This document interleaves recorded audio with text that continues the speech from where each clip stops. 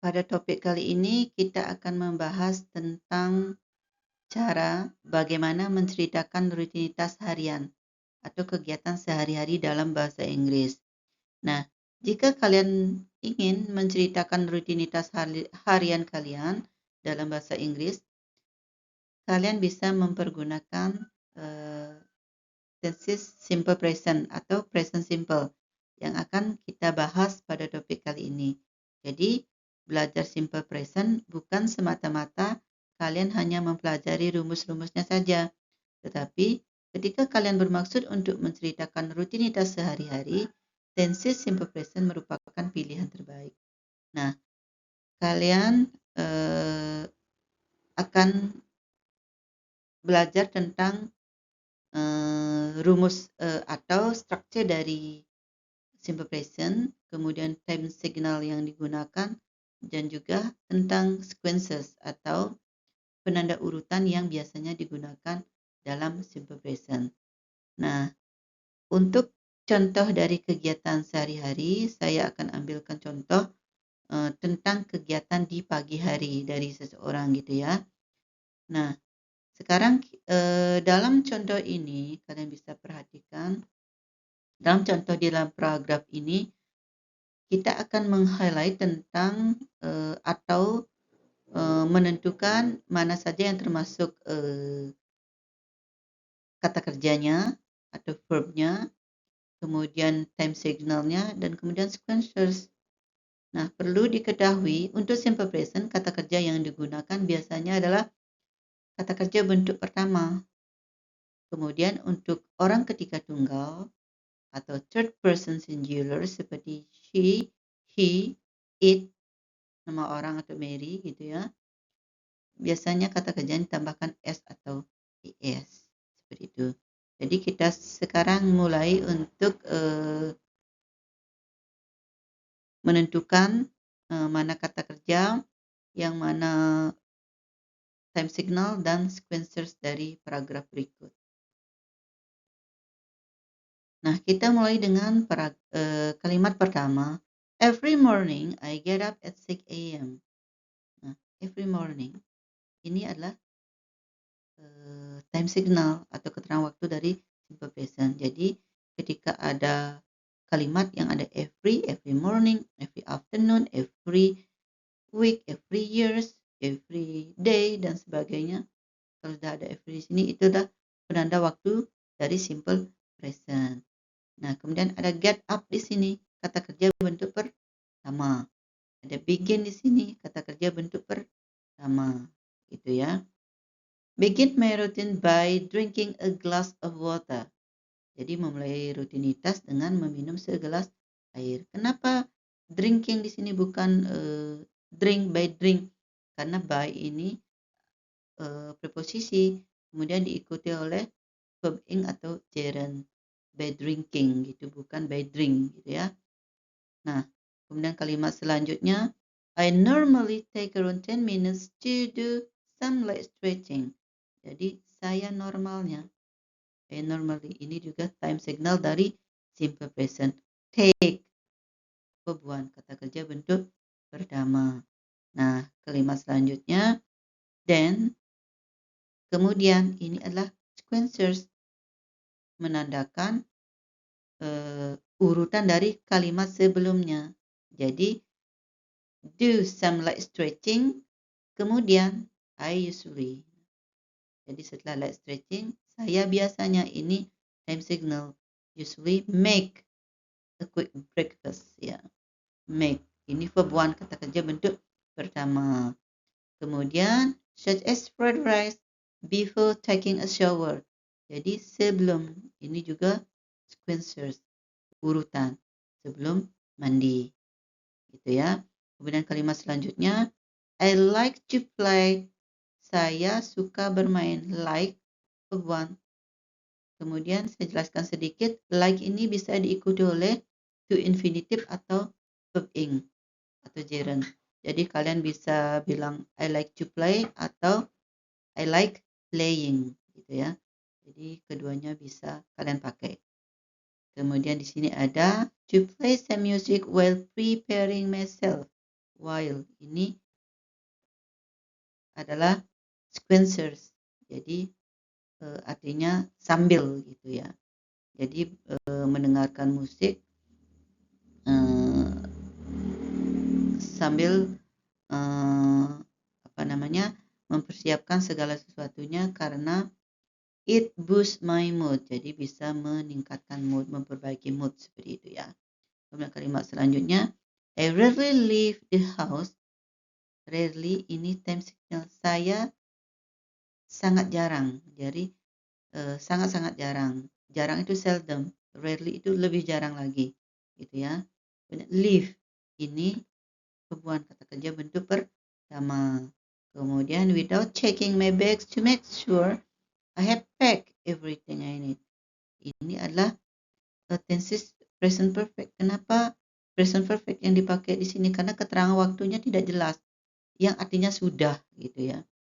Jadi kalian tidak bisa memaksakan dalam satu paragraf itu hanya terdiri dari satu tenses saja. Kadang-kala kita juga harus mengkombinasikannya dengan tenses yang lain seperti ini. Saya misalnya kita mau bilang saya sudah mempacking segala sesuatunya yang saya perlukan. Tapi keterangan waktunya tidak tentu. Artinya tidak disebutkan apakah 1 jam yang lalu, 30 menit yang lalu, 1 hari yang lalu, 2 hari yang lalu, dan sebagainya. Tidak disebutkan. Jadi pakailah present perfect. Jadi ketika kalian mau mengatakan sesuatu yang sudah atau belum kalian lakukan, jadi dan waktunya tidak begitu penting atau tidak disebutkan atau tidak jelas waktunya ya, kalian bisa pilih present perfect seperti itu.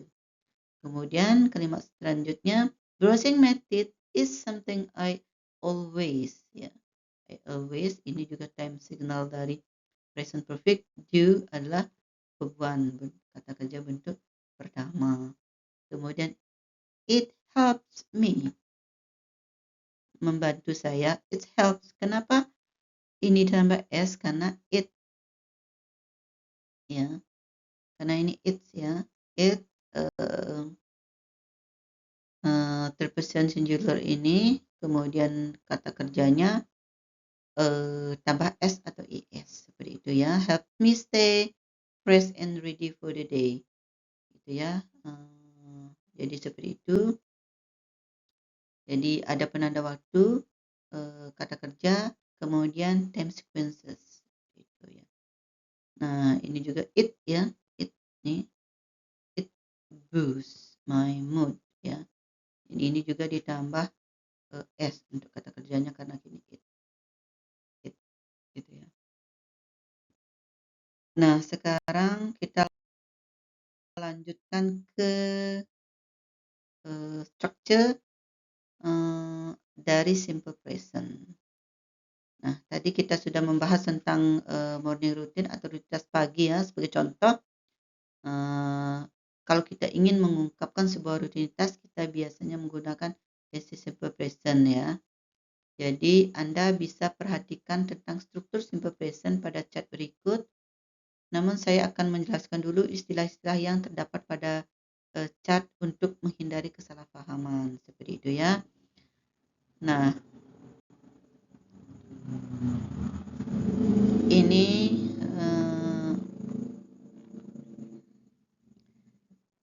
form ini bentuk.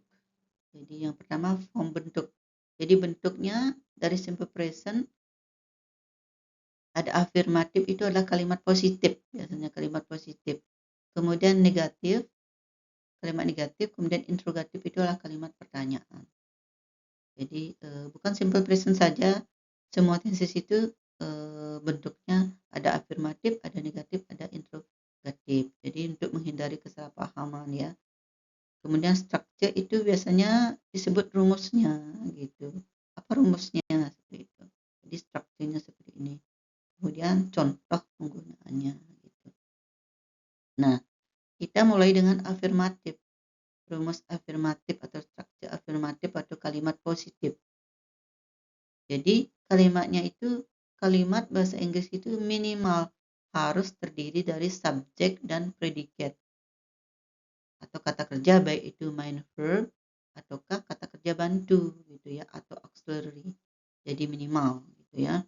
Jadi subjek, subjek ya, kemudian biasa disebut dengan predikat. Nah,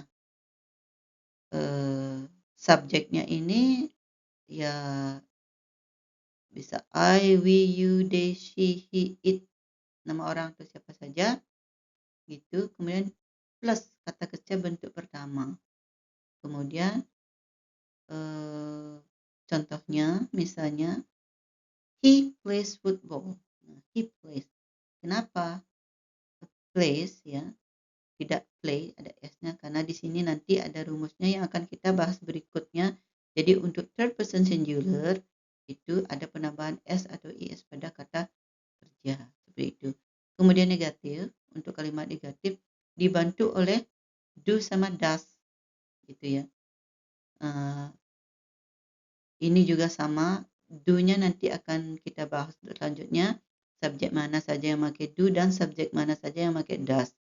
Jadi subjek do atau does plus not base verb. Jadi kalau sudah ada do atau does ini kata kerja kembali bentuk pertama, tidak ada penambahan s atau is di sini ya. Contohnya she doesn't play football gitu ya. Bukan she doesn't plays, tapi play saja, tidak ada s-nya lagi di sini gitu ya. Kemudian untuk interrogatif atau pertanyaan ini does do-nya dibawa ke depan.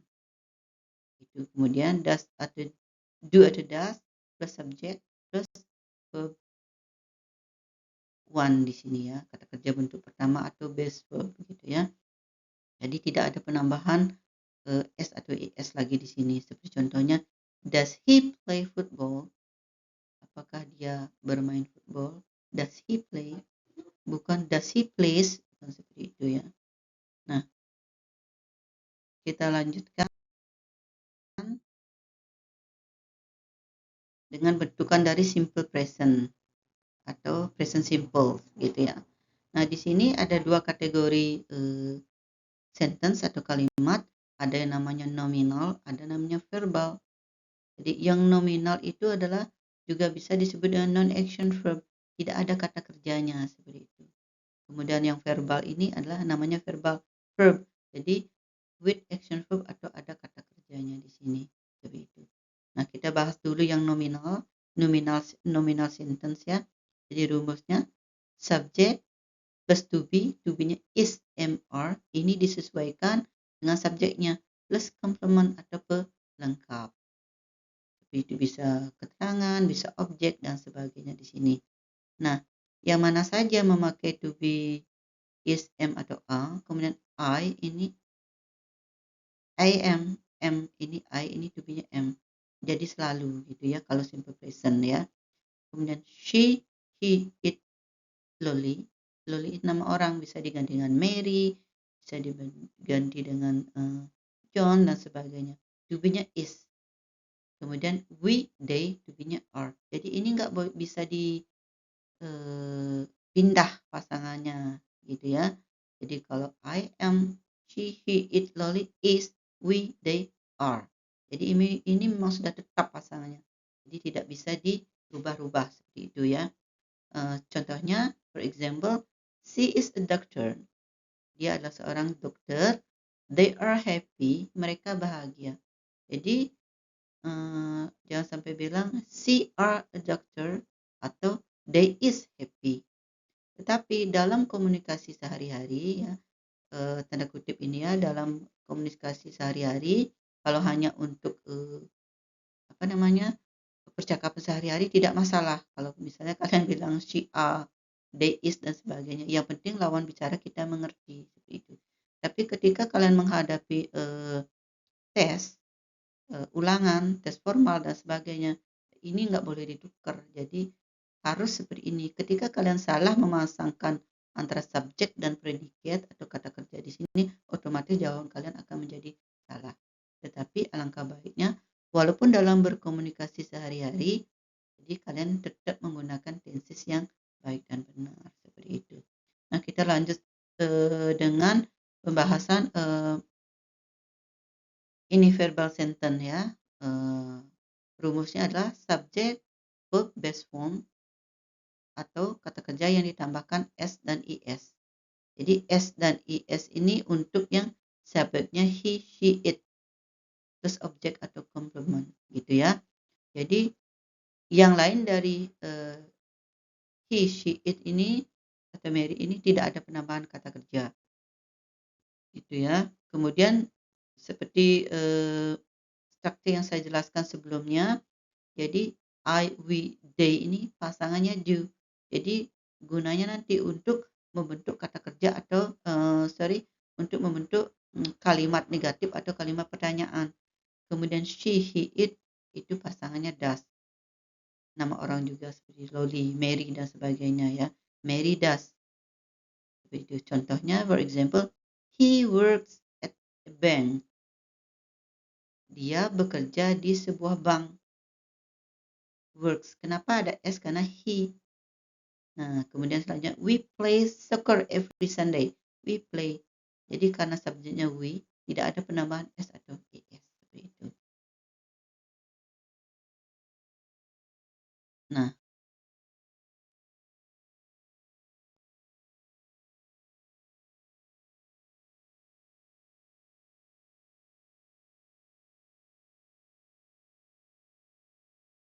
sekarang kita akan bahas tentang penggunaan dari simple present ya.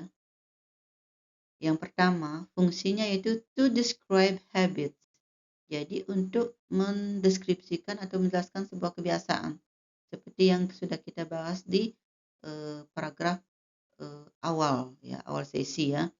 I drink coffee every morning. Jadi meminum kopi merupakan kebiasaannya setiap pagi, kebiasaan saya gitu. Jadi apapun yang menjadi habit kalian bisa kalian sampaikan dalam bentuk simple present. Kemudian to express general truths or facts ya, untuk mengekspresikan kebenaran yang sifatnya umum atau fakta gitu ya. For example, the sun rises in the east. Matahari itu terbit dari timur, nggak akan pernah dari barat. Itu fakta. Jadi selalu menggunakan simple present. Jadi kalimat yang sejenis seperti ini. Kemudian selanjutnya to express fixed schedule, untuk menyatakan schedule yang sifatnya tetap, fix gitu ya, jadwal. For example, the train leaves at 6 a.m. Jadi train kereta api berangkat jam 8. Jadi selalu udah jadwal. Fix. Nah, kita lanjut dengan pembahasan berikutnya. Time signal yang sudah kita sempat bahas tadi, kita sudah dapat cari di awal sesi gitu ya. Kemudian inilah beberapa time signal yang biasanya dipakai di simple present, bukan ini saja, masih ada yang lainnya juga gitu ya. Kemudian contohnya ini sebagai contoh saja ya. Every day, every week, every month, every year, always, usually, often, sometimes, seldom, rarely, never. Nah, gitu. Jadi ini biasanya dipakai. Ada lagi yang lainnya gitu ya.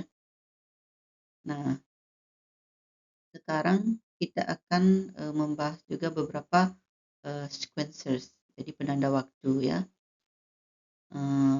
Yang mana penanda urutan ya, yang mana terjadi pertama dan berikutnya. Nah, first pertama, kemudian firstly pertama-tama. Gitu. Berbeda antara first dan firstly.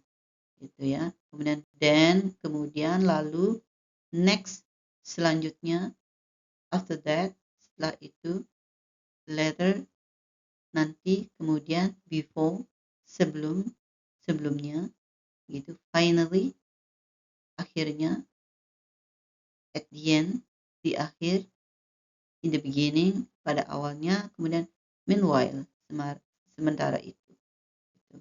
Jadi beberapa daftarnya ini. Jadi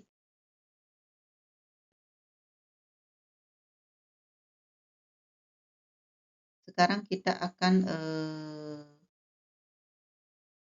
bahas tentang contoh beberapa dari sequencers ya gitu, contoh penggunaannya.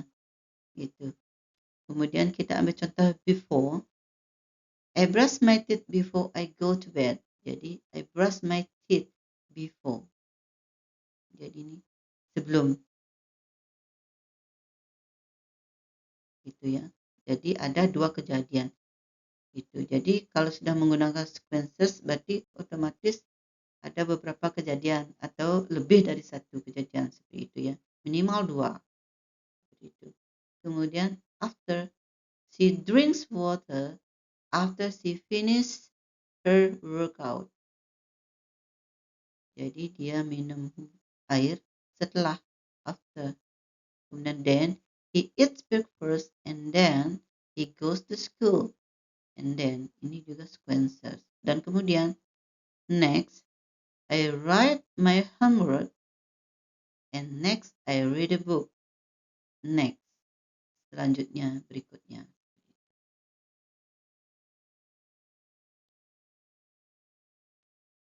Nah, kemudian contoh penggunaan sequences lagi dalam sebuah kalimat ya. Jadi untuk menyatakan urutan kejadiannya gitu ya. Ini dijadikan satu itu maksudnya. Contohnya ada kejadian pertama, selanjutnya terakhir. Jadi ada 3. First, I wake up at 6 a.m. Then, I brush my teeth. Finally, I go to school. Nah, inilah yang dinamakan sequences, urutan. Itu. Jadi, untuk menyatakan mana yang pertama, kemudian kedua, dan selanjutnya dari sebuah kejadian seperti itu ya.